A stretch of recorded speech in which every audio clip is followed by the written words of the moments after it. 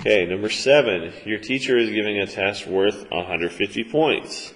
Some questions are worth 3 points apiece. Some questions are worth 5 points apiece. There are 46 questions in all. How many of each are in the test? Well, this one, it's a hidden, but this is actually a systems question.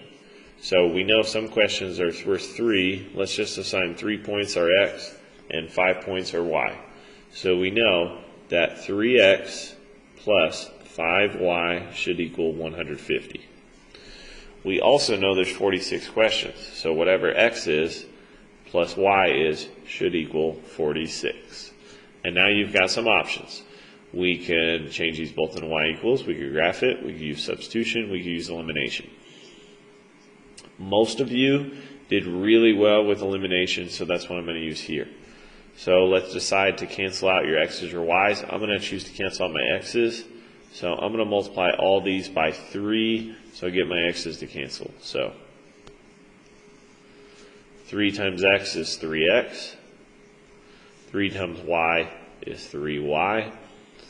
And then 3 times 46 comes out to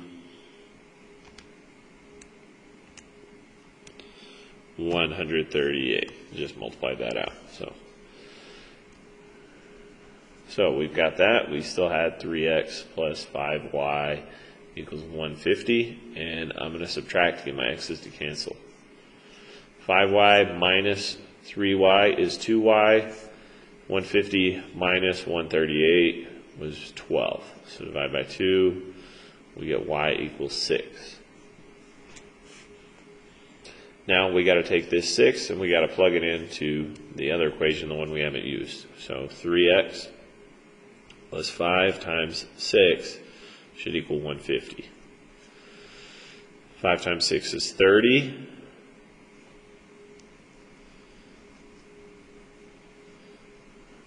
Let's move our numbers to one side.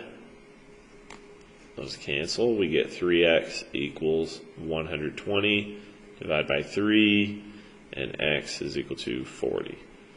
So that tells me there are 40 3-point questions, and there are 6 5-point questions, which is answer C.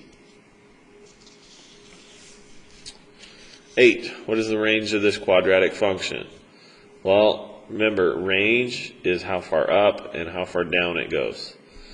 And what I would recommend doing on this one is going into your y equals and looking at the graph. So let's type it in. Negative 3x squared plus 4. Let's hit graph. So, looks like this, and it crosses at 1, 2, 3, 4. Positive 4, or the plus 4, so we know it's something to do with 4. Now look at your y values.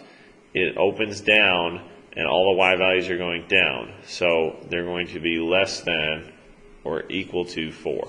The reason it's or equal to, 4 is part of the line. It does touch. Number 9, what is the standard form of the function fx equals negative 2 times x plus 3 in parentheses squared minus 4? Well, we know standard form should be y equals ax squared plus bx plus c. But we have these that need to be multiplied out. So whenever you multiply out a binomial squared, we're going to use FOIL.